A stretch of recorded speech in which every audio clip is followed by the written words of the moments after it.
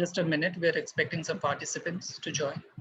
If you make me the co-host, I can also go live on Facebook. Maybe some other alumni can join who Okay, just a moment.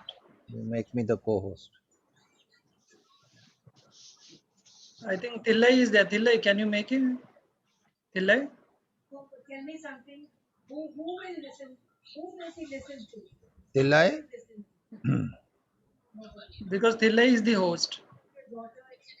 You can call Tillai on the phone and tell him maybe he's just checked in and then gone out somewhere. So call him on the phone.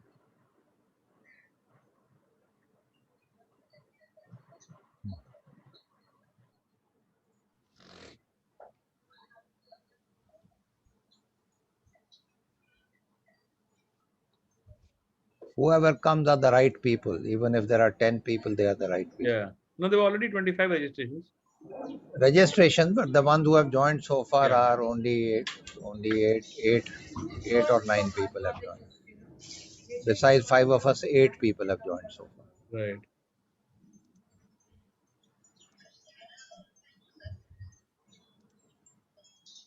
When Swami Chinmayananda started, his guru Swami Tapovan Maharaj told him, you can start speaking in public, provided in the first talk there are at least 5 people to listen to you. Okay. So 4 people turned up. Yeah. Then he said, I am the speaker, but I am part of the 5. Let us start. And by the time he finished his talks, which was a 21 days talks, towards the end, there was no place for people to sit or stand. The whole hall was completely packed. Manager is not answering my calls. So Okay, shall doesn't we begin matter. maybe Yeah, once he shall we? calls? Yeah, that's okay. We can start now. Okay, sure.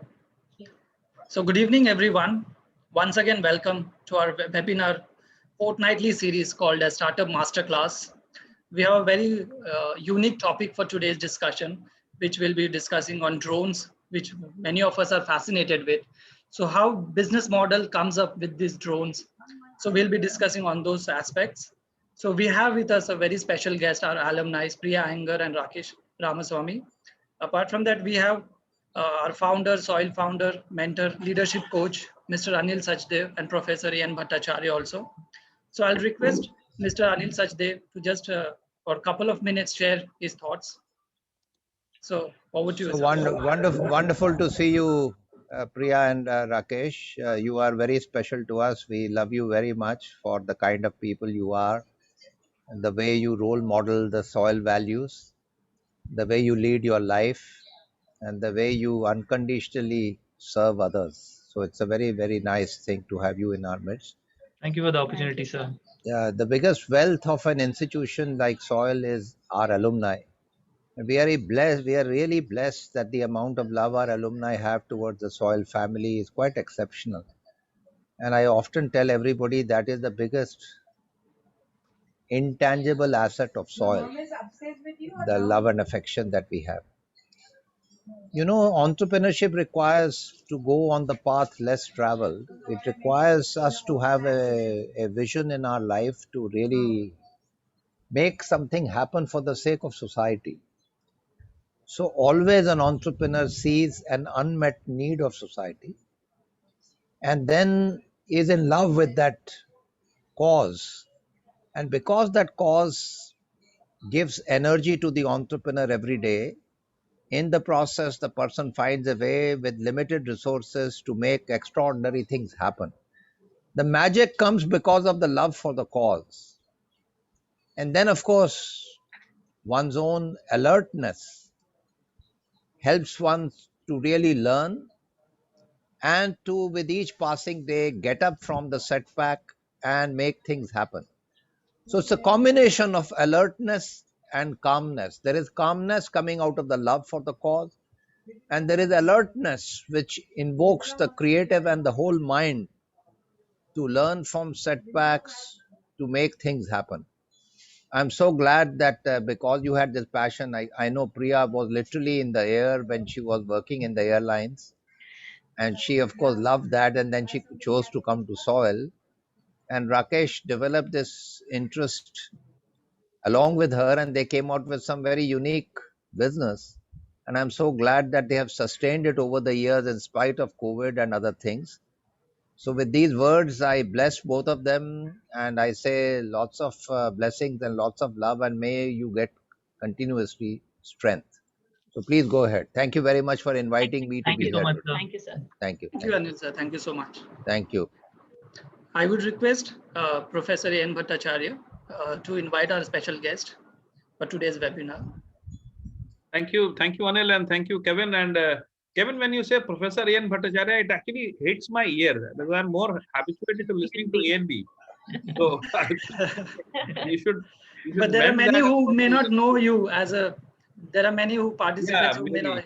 Yes. So I just thought that I should remind you that whenever somebody says A.N. Bhattacharya, it doesn't hit me as. Sure, sir. But anyway, welcome Priya and Rakesh. It is so wonderful to see you there. Your brimming faces, in fact, brings a lot of enthusiasm, in me also. And I can very vividly remember the years you were here some 5 years back when both of you were in the class, when you were active, you were 100% energetic. I remember Rakesh jumping from one place to the other. Things. So it's always nice to have you people back. As Anil said, that the greatest wealth that any student can have when your students actually turn out and start creating something that in fact helps the nation. So you're actually building the nation. Remember, you're not doing anything which is only for yourself. You're building a nation, and nothing can be more satisfying for a teacher than to see his students probably doing this for a larger cause. Now, I'll just briefly tell you the format of this particular webinar. It's a very simple and informal format. I'll first ask you a couple of questions, which would be more about your business and what are the different challenges you faced. The audience is there. They would be asking you questions. They will actually be typing out those questions on the chat box. And maybe in the last 20-25 minutes, Kevin will take those questions individually and maybe he will ask you. And you will have to probably address those questions for the audience. Is that fine? Sure, Yes, sir. sir. Good. So let me start with the first question that I have in my mind and that others would also like to know.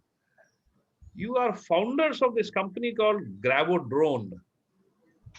Yes, sir. What is this company all about? If you can tell us what business are you into, what do you do, then probably it can throw more light on the type of questions people would ask. Okay. So Priya, I think it would be better if you can start. Sure, sir.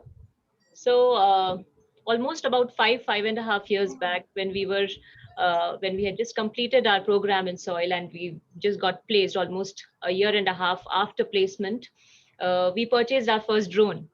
And we were experimenting with it. We were understanding what are the opportunities, and there's something which told us anyways we were looking for a project that we can take up with both of us. It was the thing that so many projects in soil we work together.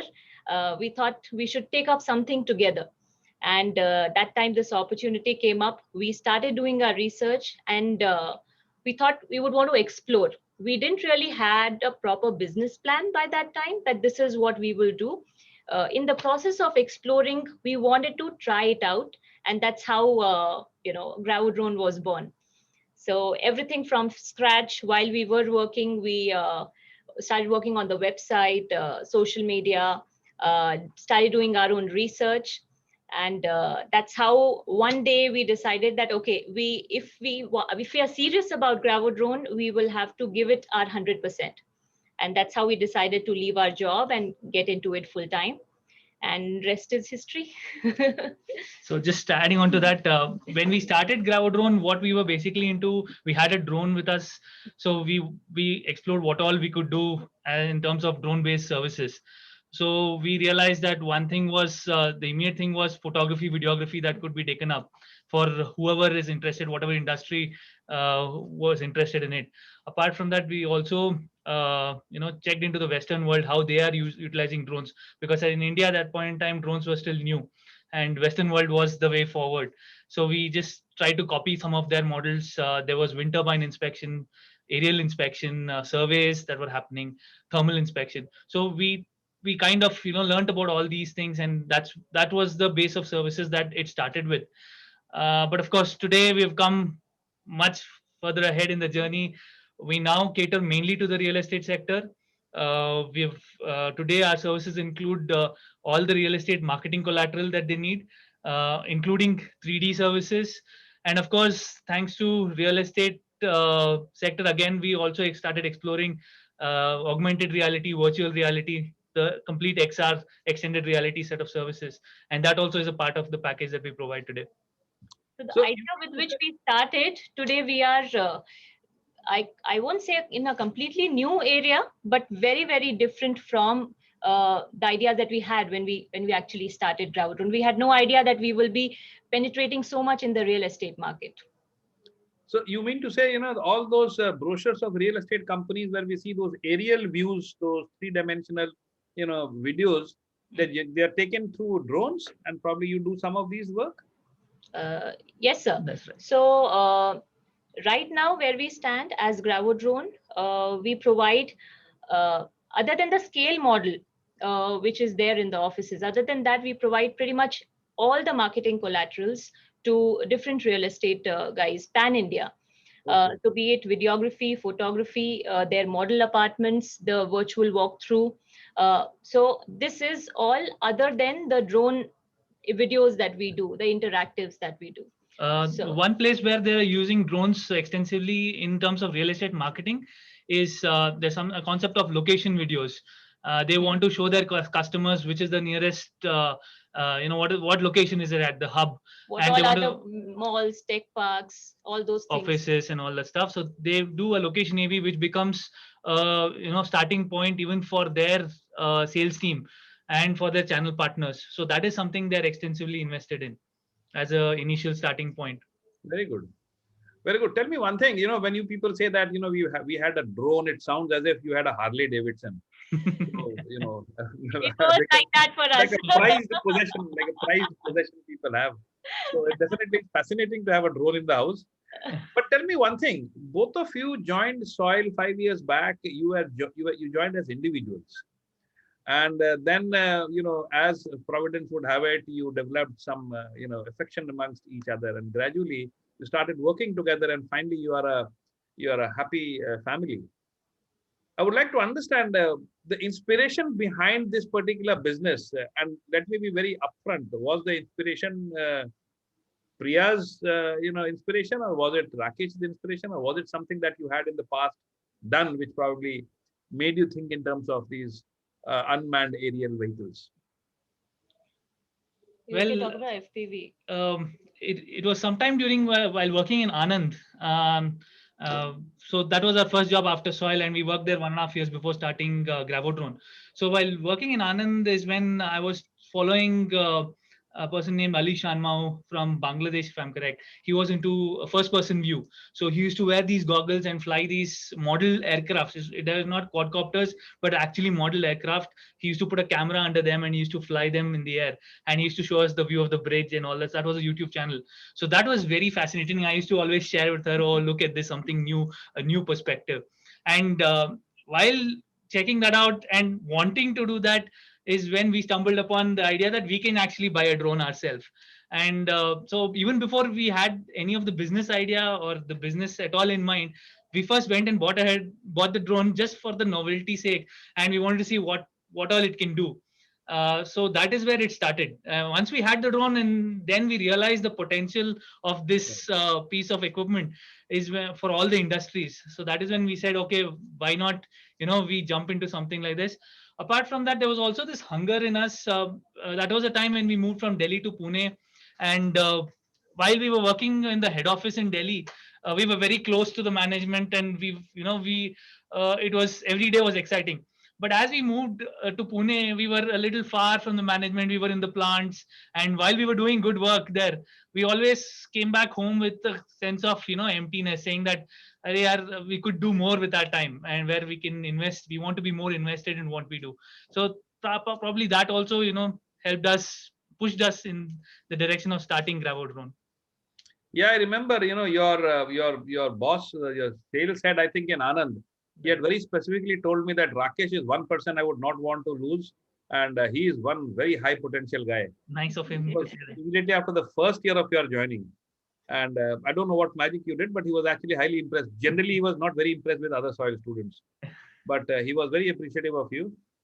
I learned a lot from him. Yes. Tell Mr. me, Sachin tell me Puri. one thing. I'm forgetting his name. That old gentleman. who was- Sachin Puri. Puri. Yes, Mr. Puri, Mr. Puri. So tell me one thing. So what I understand is you started off with aerial photography, but now you are looking at an entire gamut of communication solutions to the real estate sector. Right.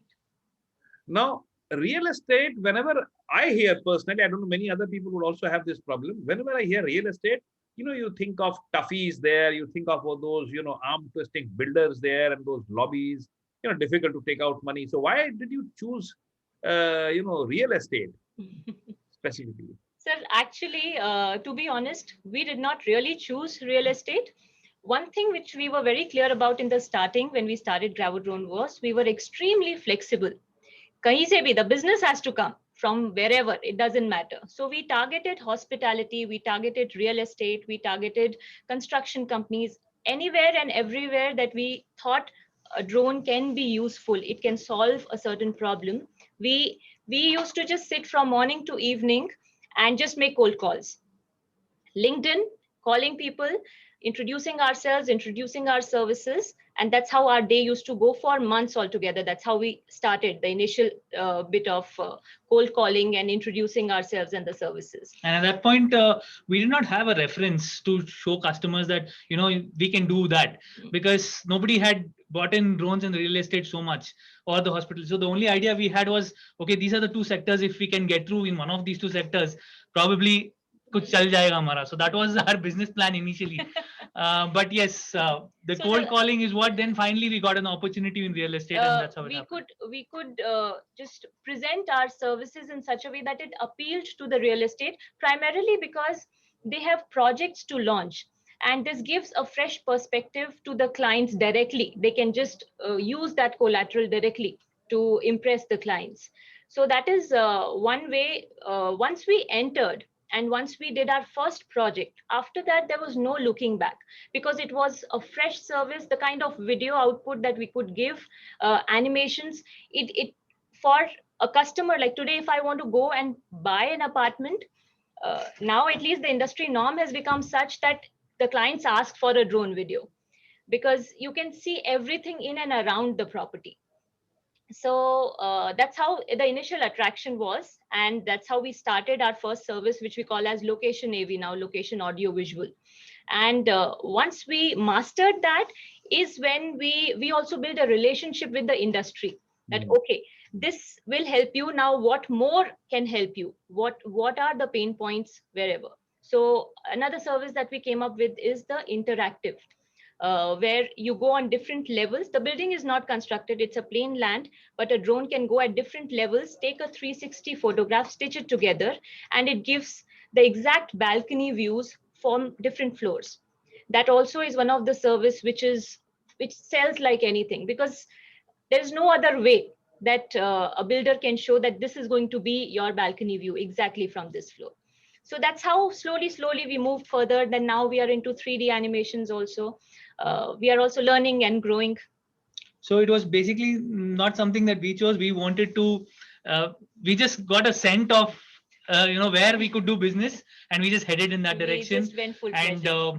yes, it was a journey of where we decided, okay, now we understood, okay, customer along with this is also getting that done from somebody else. And why not we try that? We can also offer that. And that's how we learned that. And now today we have a host of services that we provide. It was a process of learning for us, end to end, be it photography, be it videography, animations, now 3D animations. We were open to learning new things, new platforms, new softwares. And slowly when we started hiring people, also our learning actually went really up. So in 5 years, the amount of learning that we've done is crazy. That is what helped us to stay afloat.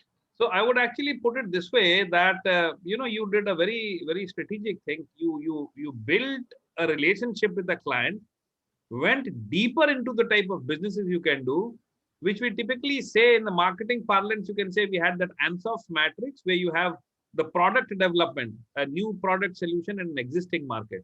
So existing clients are offered as many products as possible. Absolutely. And that's how your relationship also deepened. Right. So fantastic. That's actually a wonderful way of expanding your business. Tell me one thing. Just out of curiosity, I'm asking you, like, I have heard that drones are probably something which are not easily, approved by the government. So if suppose tomorrow I want to buy a drone and do some business of say delivery nowadays because of COVID, this contactless delivery is a big thing. So how easy or difficult was it to get an approval from the government? Or is there a centralized approval mechanism, or do you have to take local approvals from different authorities? Sir, when we actually started in 2014, the government had issued a blanket ban on drones in India. So Oh. when we started our company, it was under this banned scenario. But thankfully, there was one loophole, or if I could call it, or one statement in that ban statement wherein it said you can get the local police permission and do any drone work if at all you want. So that allowed us to, and since we were again dealing with real estate companies, there again it was an advantage that they themselves had those contacts and they could easily get us those permissions because they wanted it for their projects. So that is how we could continue in this sector. In India, the regulations are in place as of December 2018. They have got the regulations out. Now, till 2018, the way the world manufactured drones were they just focused on enabling technology as to enabling what all the drones can do and what the payload, we call that a payload, what you have a thermal camera or a normal HD camera below it. So that's the payload. What the capability of payload were what was the concentration of the drone industry. So they went in that direction. So nobody bothered about how do you control these drones. Even in America, till date, the regulations don't say that the drone has to be controlled by a central authority. So that is how the world has manufactured drones, and those were the exact drones that we were using and that were available in India. But after 2018, India is, I think, one of the first countries to come up with a regulation which has something called NPNT: no permission, no takeoff. So this is a requirement wherein they say the drone has to have a chip embedded such that you go to a platform called Digital Sky, that's the government platform, and you apply for permission there and you give them the coordinates and everything, and they will remotely allow you to do that fly. Once that happens is when your drone can actually take off. If not, your drone doesn't even take off. So these are the regulations that's in place as of 2018 onwards. One unfortunate factor of this is that none of the companies who are selling drones internationally had this feature. So those drones overnight became illegal, and we didn't have, and they didn't feel the need enough to introduce this feature just for the Indian market. So of course, I understand the local manufacturers were benefited with that. That was a one good thing. So today we have drones approved by local manufacturers, which are available. In terms of quality, yes, they're almost there on par, but it's a little bit on the expensive side. So today, if you want to purchase a drone, you need to go that route, wherein you go to an Indian manufacturer. You'll not be able to import a drone from outside, which you could do before. So you just have to go the local way and take the necessary permissions. Today, it is all possible, but yes, the regulations are still not robust, I would say. In fact, I was just wondering, like while you were discussing and talking about drones, I was just thinking like this is one particular area which has got probably huge potential, especially in a diverse country like India, where we have oftentimes floods where in fact, food has to be dropped. You have to send in a helicopter to drop food. I think drones would be much more cheaper and much more precise in terms of dropping. Or when you have something like a COVID, I think it can be used for deliveries and all. I think it can probably ease the pain of many of the people who probably require maybe aid. Like we had the Uttaranchal landslide. Rescue operations also. So difficult terrains where probably reaching out is difficult. I think drones could be a much more efficient and 100%, sir. In fact, today, if we have to, say what is the percentage use of drones, I think the potential that is there, not even 10% is being utilized right now, even in a country like India. So by a rough idea, what do you think can be the market size that probably you feel India would have? By a rough, I know there's no specific study done per se, but well, I think no. Actually, now there are some studies that have been done, and by 2030, they say it's going to be a 25 billion industry. So that is the potential of drone. That is, which is actually true, because in defense you have crazy potential. And in manufacturing, you have crazy potential. In survey and mapping, you have a lot of potential. And yes, in now delivery, that is one industry where people are putting their money a lot, like the Amazons and the Flipkarts and the DHLs are actually putting their money there. And those companies, in fact, have got license to even go ahead and test out their drones in India now.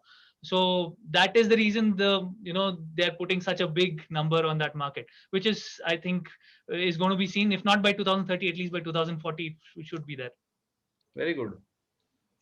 Now, tell me something which is much more, I'm asking this question publicly, though it's a personal question. You as a husband, wife combined, you are doing this business. How difficult is it to, in fact, obviously I know Priya is the boss both inside the house as well as outside, but how difficult That is makes it it easy. to, in fact, the trying tempers here and there while you are looking at targets and clients and people? Well, I think it's a partnership anywhere, either at home or in office. We are two different individuals at the end of the day. So we have our own ways of thinking. We have our own personalities. So yes, anytime two people come together to do work, those clashes are there. But yes, we too have a lot of arguments.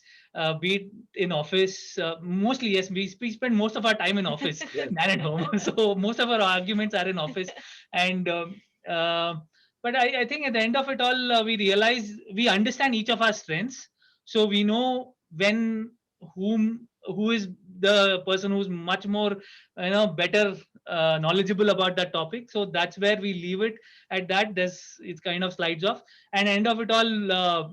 I think one additional point that's to our advantage is that we have known each other better as husband and wife before becoming partners in office. So at the end of the day, you don't have that factor, as in, that the other person always wants good for the company, good for you. So there's no hidden agenda there. So that makes it pretty much easy to, kind of let it off.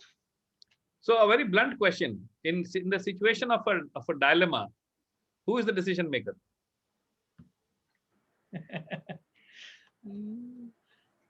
I think I use my skills to convince her.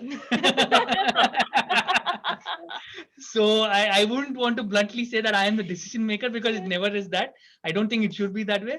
But yes, I think I use all my skills, and oftentimes she finds herself cornered because I'm literally convincing her to the core. So that is the way it goes. So you're a smart marketing person. So if he's able to convince me 100%, it is his way. If it's 99.999%, it's my way.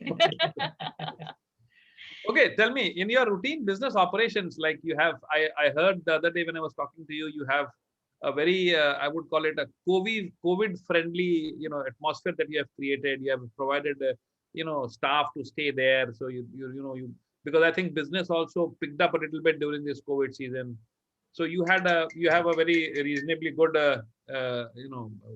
human resource policy also. Typically, what are those typical challenges that you faced, in the last 5 years? Some of the typical challenges which probably, made you think twice, okay, am I doing the right thing or not? Or are we doing the right business? Should we say quits? What are those typical moments? So initially, if we talk about human resource as such, then initially we started from, a typical work from home environment. I was pregnant. The entire pregnancy and delivery phase, we used to work from home. We had converted half of our house into an office, put systems there, and we were just the two of us. And after that, when we moved out into a full-fledged office, that is when we started hiring. And so we were very clear about one thing, that what we observed initially only, that we want to hire young freshers, basically, not too much of experience, because it's a new field, and we want the creativity to be fresh in our boys. So we started hiring freshers, and the kind of energy that they bring to the environment is really something which we look forward to. But at the same time, to bring a sort of a discipline, bring sort of a routine, like, okay, these are the office hours, that becomes a challenge, which I think is a challenge in any other industry as if now, because the more young people are there, the more creativity is there. Creativity doesn't follow a routine as such. So these are the few challenges, but not too many of them. But yes, as you said, COVID times, the flexibility in our organization is really good, because the moment the first lockdown happened, we had a small place in the basement. Our office is on the first floor. So we called our boys and we asked them to move here, and we will take care of all the expenses and food and everything. There was absolutely no resistance. They packed their bags, they came and they settled here, and since then they've been living here. And that's the way we could stay afloat initially, because there was no way we could ask them to come to office and work in lockdown.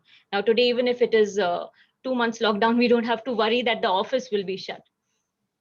So that's an advantage, when you are very flexible and agile as a company. So you never thought of going in for any external funding of any sort, maybe through a bank or through any other, maybe angel investor, something of that sort? Sir, we have discussed that many a times within ourselves, but we always felt that the amount of work that we are doing and the plans that we had, we always found ourselves somewhere satisfactorily, in terms of the funds that we had. At least initially, yes, the first 2 years was a big challenge, but that time, because we didn't have a solid business plan, we couldn't go to anybody. And somewhere we still feel that that was a good thing, because we have learned a lot managing a lot of things in those tough times. But the first 2 to 3 years were that way, and after that is when we felt, okay, we are doing pretty decent enough such that for whatever plans we have, let's go ahead. But still, we are trying to learn more about the industry. We have some plans, big plans, and anytime we feel that we are the funding bit is holding our plans back, that is when I think we will start approaching investors. Okay, so before I actually go into the next question, I'll just request the audience, and in the audience there are quite a few of your batchmates who are there, and some of the students from the SOPT campus and the current soil batch. I would want them to have their questions typed out in the chat box, which subsequently Kevin can take up, and feel free to ask questions which you feel maybe Priya and Rakesh can help you in understanding their business model. In fact, Priyam Bhargav is also there in the audience. Great. So Hi, Priyam. So there could be some questions from their side. So let the questions flow in. Kevin will take it subsequently. In the meantime, I'll come up with the next question. There are lots of young people who are there in the audience, plus there are lots of other students who actually want to become entrepreneurs. If you have to give them some typical, tips from your own experience, what they should actually look forward to or what they should do, what is it that you would like to give them as tips? You start, then I will take up. The first thing that comes to my mind is, as we said, the learning journey.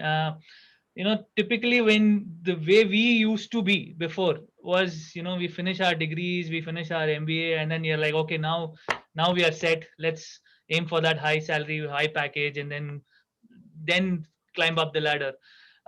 That's usually the mindset that everybody is. But here, what we have learned is, until unless we learn every day in and day out, every bit is a learning for us. So being open to learning, not just being open to learning, but also investing your time into learning, because that is a difficult thing when you're working full time. Even when you have a business or when you're working in an office, we seldom spend time learning. We spend most of our time managing things, and then come home and we're tired with those management. But I think learning is one aspect that I think everybody must have heard as a record right now, that learning is the main thing. So that is one thing that comes to my mind. Apart from that is having a positive attitude about things generally, because especially when you are starting up, there are going to be n number of challenges that hit you, and we are human, so we don't know actually once we started up is we realized that we don't know so much about so much.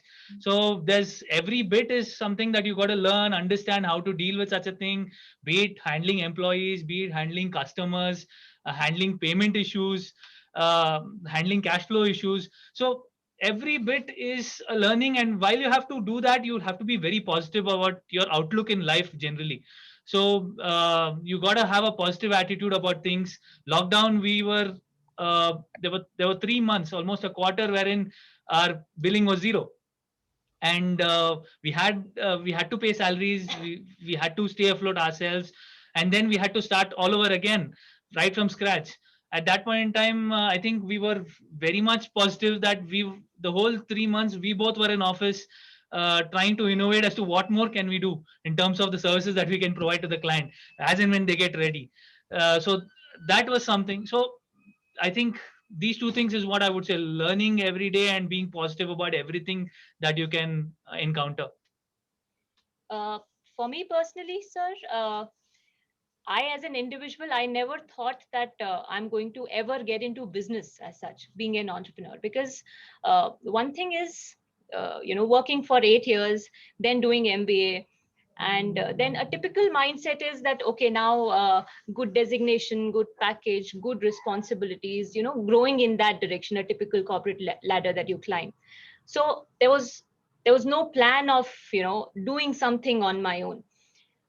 I think majority of the women, I feel more than men, are not very inclined towards entrepreneurship.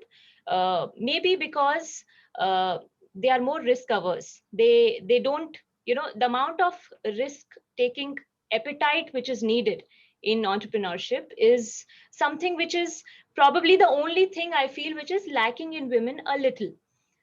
Everything else, we are hardworking. We are there is no problem, creativity, hard work, problem solving skills, everything women are at par with men today. But when it comes to risk taking ability is where generally it doesn't fit in the characteristic. So if we are able to fight that out, I think it's a beautiful space to explore, for especially for women, because the amount of, like Rakesh said, the amount of learning that you have over here. I mean, we cannot imagine in 5 years in any job we would have learned as much as we've learned here.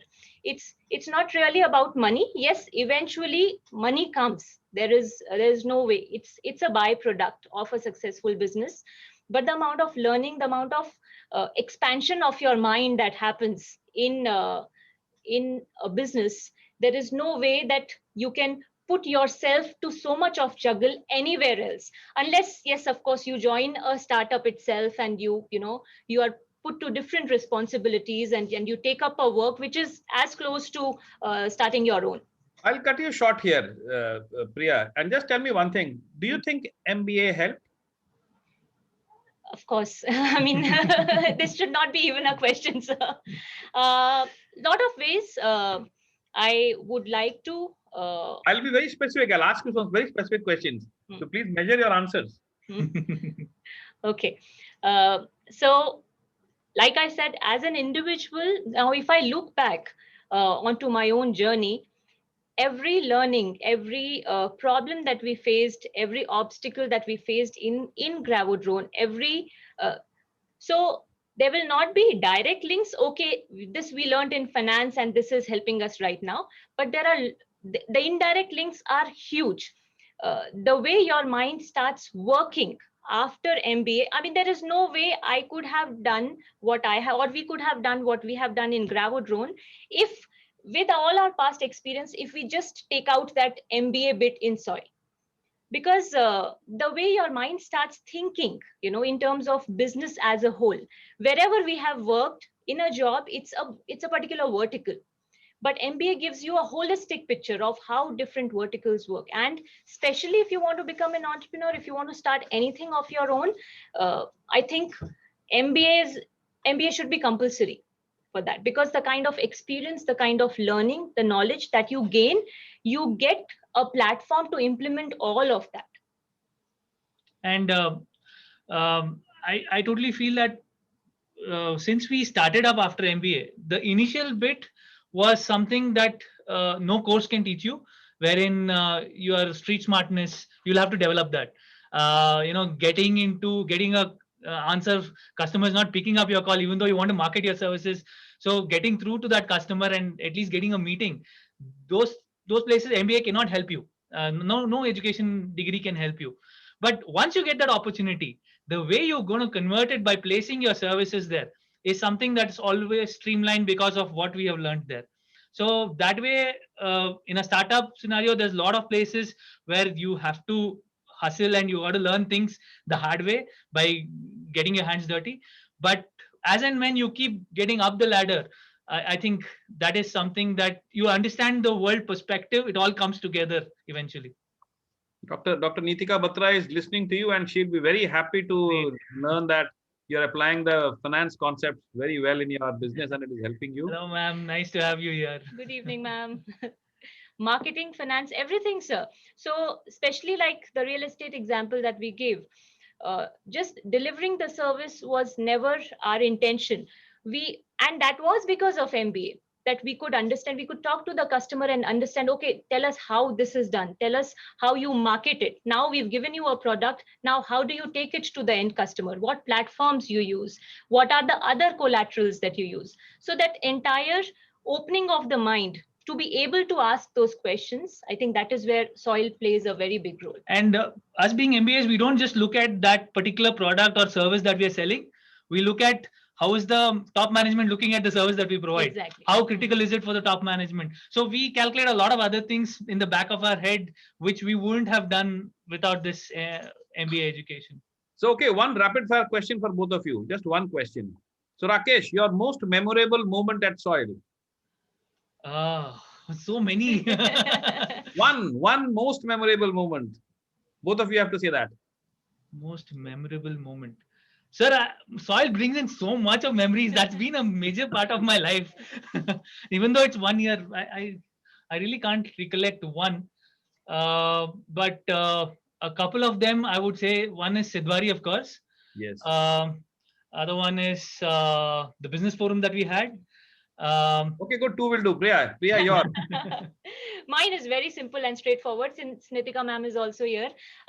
There was a moment in Soil when I had a heart-to-heart conversation with Neetika ma'am, and that will like stay in my memory for the rest of my life. So thank you, ma'am.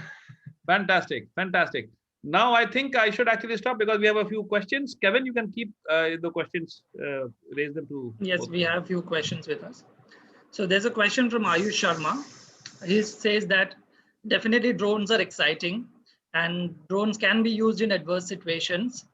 So what he's trying to say that as we are aware of this current situation of COVID-19, so are you going to extend it to different fields other than real estate?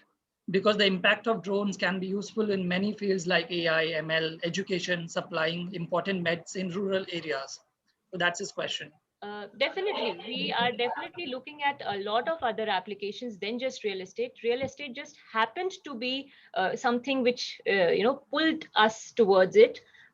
Beyond that, like, for example, we are also big time exploring mapping. Other than just like A and B sir pointed out, in flood situation, for example. So I'll tell you a little about the mapping service. So it'll be easier for you to understand how it can be utilized. If we have to map an area, now drone can map area of any size, be it a colony to a city to the entire country. If at all you have to do it at that scale, it is possible. Now, when you map, you just take all pictures, thousands and lakhs of images, and you stitch them together in a software.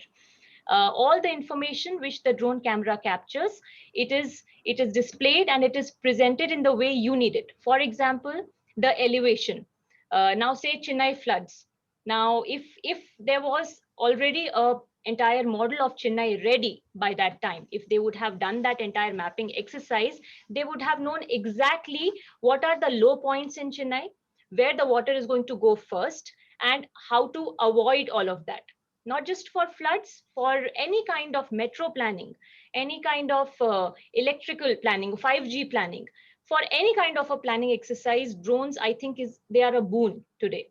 And the more we will explore those areas, it'll be like, for us, we will have to shortlist 2, 3, 4, 5 applications wherever we find there's a lot of demand and we can move ahead. But otherwise, there are applications are humongous. And yes, we are headed in that direction. We have a lot of plans which we haven't been able to execute. One is because of the way things had been planned here. So we are trying to use real estate as a means to get to all those places. Okay. Thank you, Priya. Thank you, Rakesh. So we have one more question from Vipul Muraka. I guess he is your batchmate, I guess. Yes. Yeah. Hi, Vipul. So he has a question. So he's like, out of all the services that you're providing, like aerial photography, videography, aerial inspection, survey and mapping, which of these services gets you more business? So it's not just one service of drone, but because of the aerial photography and videography service of drone that we started, we moved a lot deeper into media. So right now, our biggest revenue generating application is the whole media wing that we have. So it is not just drone photography and videography, it's also DSLR photography and videography, the interactives, and now also 3D. So that whole bracket of marketing collaterals for real estate, the media wing basically. So we spoke in between a little bit about the regulatory aspect, because of which that is the time when we decided, okay, we were unsure, very much unsure which way to take the business. So then we thought, okay, let's expand into whatever we can such that our business doesn't get affected. A contingency plan kind of a thing, wherein even if drones are banned tomorrow completely, our business should survive. So that is the reason, we have expanded elsewhere as well. But drones are still a big part.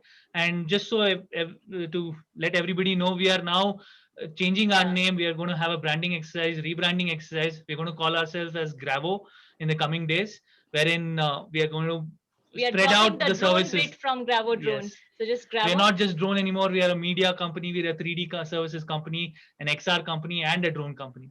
A lot more that we are venturing into. We thought that just Gravo drone doesn't do justice to the entire, because the first impression is then it's only drone related.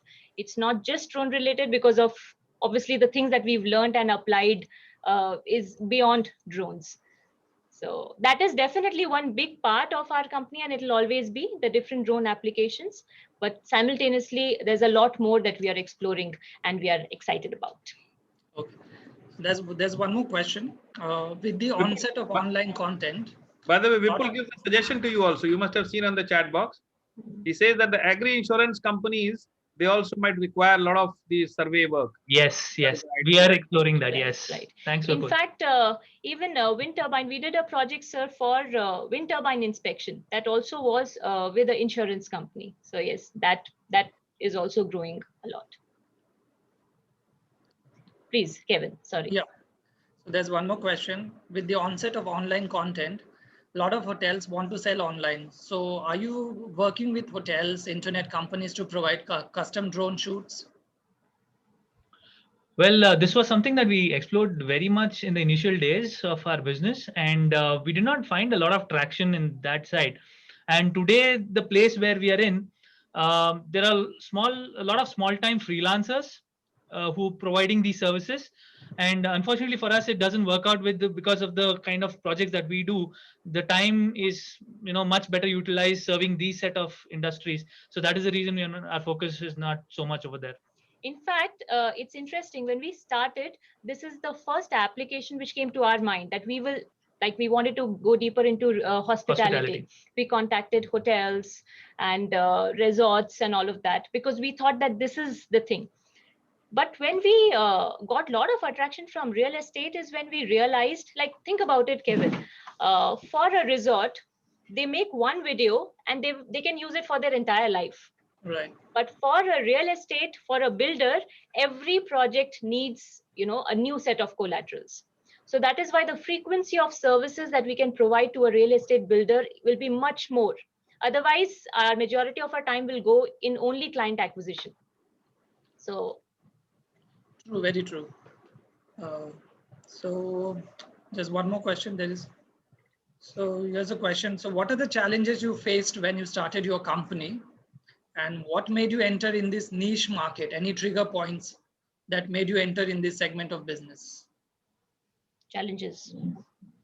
Well, one of the main challenges, of course, as you've spoken earlier, is regulations. The Okay. regulations were, uh, had the regulations been very smooth, then we would have seen ourselves somewhere else today in terms of a company, in terms of the kind of services that we provide. It is always that we didn't have such clear-cut regulations, and even today, to be honest, it is not so crystal clear. It is not so smooth. While the regulations are already printed there, but it is not being followed to the hilt. So that is the reason it doesn't become so smooth for a company to operate. And people like L&T had come to us and were ready to do a lot of pilot projects with us. But the one thing they had at that point in time was, the regulatory factor, wherein they said you need to get permissions from DGCA, which we were too small to achieve something like that. And later on, the regulations that they've come up with, the equipments are just not there to pursue that as of now. So yes, regulation was one major factor. Apart from that, I think novelty. While it was a good thing, it was also something, that was a challenge, because customers didn't readily say yes. So we had to, in fact, So the entire energy used to go in educating the customer that this is also a possibility and this is how you can use this particular service and this is how it's going to help you. So while it was a challenge, but it also is kind of an advantage because that gives you an edge. If you go simply as a photographer, I mean, there are thousands of photographers in the market. So to differentiate yourself, it's extremely nice. At the same time, you have to put in more energy into first understanding the client's mindset and then providing a solution which he would be willing to experiment with. And in fact, the regulation also acted kind of, as an advantage as well at times, because you didn't have many players coming in and wanting to set their business here in such an a market that's so unsure. So that also, I think, helped us a bit that we could stick on because we were one of the few drone service providers in the country at that point in time. Okay. So one more question we have. The question is like, I want to start a business of my own, but I don't know what. I mean, I have too many ideas, but don't know what to choose or which idea to choose. Any tips? Good. That's a very good place to. Who is Typical that? dilemma. It's an anonymous attendee. He has not Okay. mentioned his name. Okay. That's a very good place. This is an amazing place to be because if you have a very clear-cut idea and that idea does not work out for you, then you don't feel like doing anything else beyond that. If you have multiple ideas, you can experiment with them and you are always open to whichever works out, whichever is the need of the market right now. I will go deeper into that. So similar kind of a thing we also faced, although we started with drone, but we had a lot of things in mind. We still have. He is always coming up every day with some new business idea.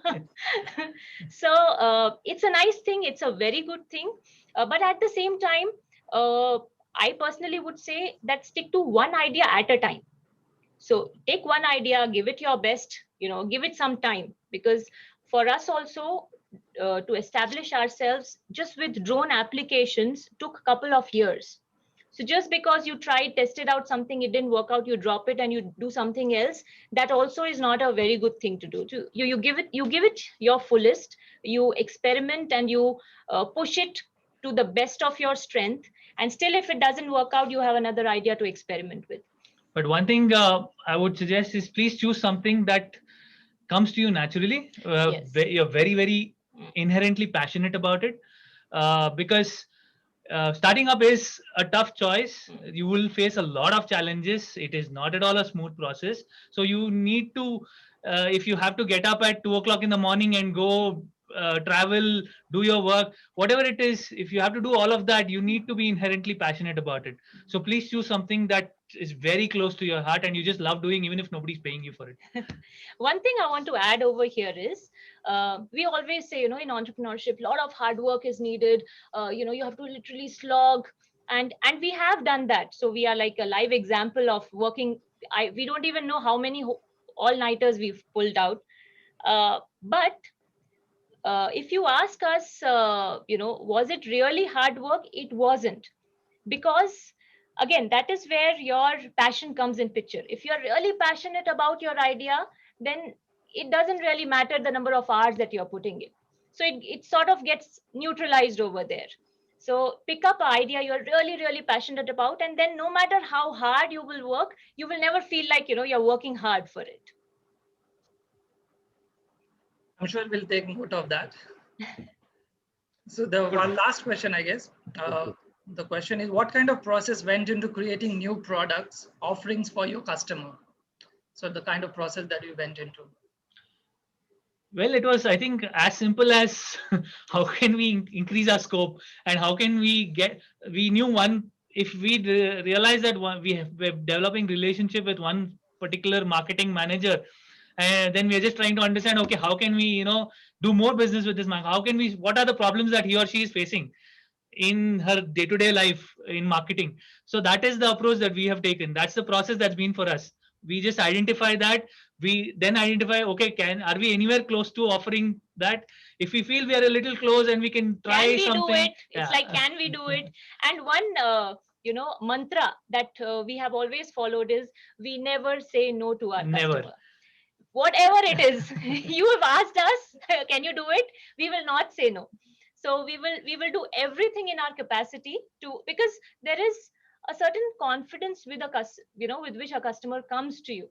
And even if you have no idea about it, today, in this day and age, it is foolish to say that I don't know it.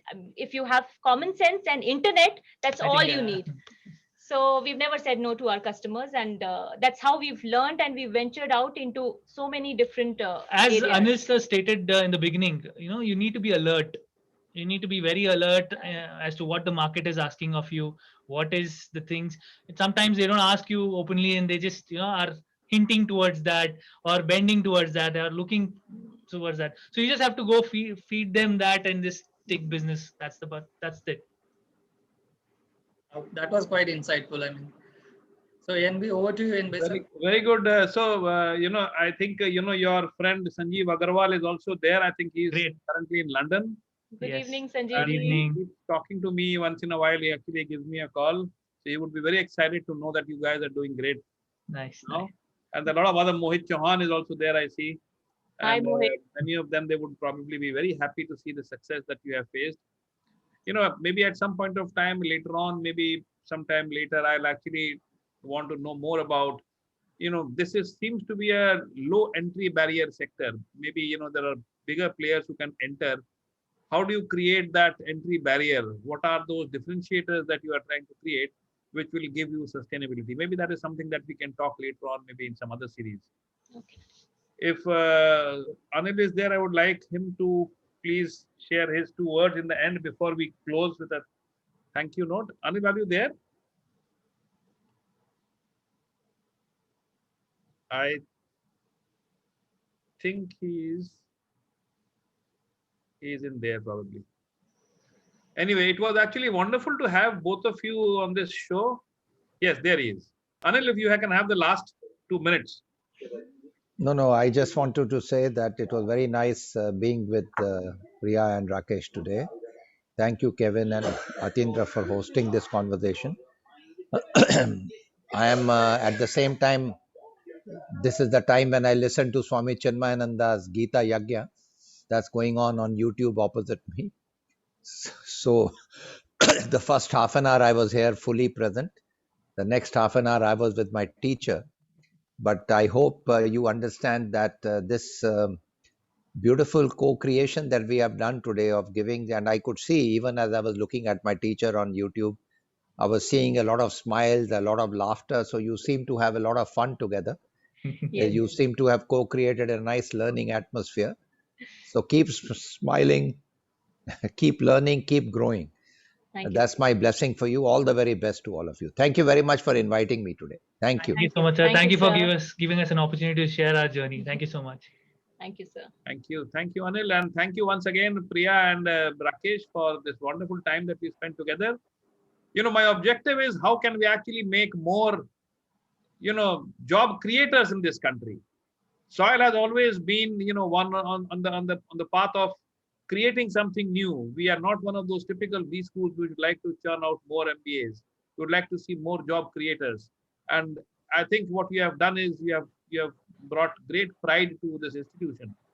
And I would like to see you grow day by day, cross all levels of expectation. With these words, I would like to thank you once again. And thank you, Kevin, for being a great host. And maybe in the near future, we will have more such episodes with Of you, course, maybe on we would topics love to have that, sir. in nature. Thank you so much, sir. Thank you for this opportunity again. Thank you. And thank you everybody who Rakesh. joined, all of Thank you, our Priya. friends. Thank you so Yes. much for your support. And we would like to end by saying this to everybody who's joined and to everybody who will be watching this in future. If there is any way you feel that we can help you out in terms of starting something of your own, or in terms of any problems that you face in business or job, we'll be more than happy to assist you in whatever way we can. So please feel free to reach out. Our email ID is there, our contact number is there, all on the website, all open.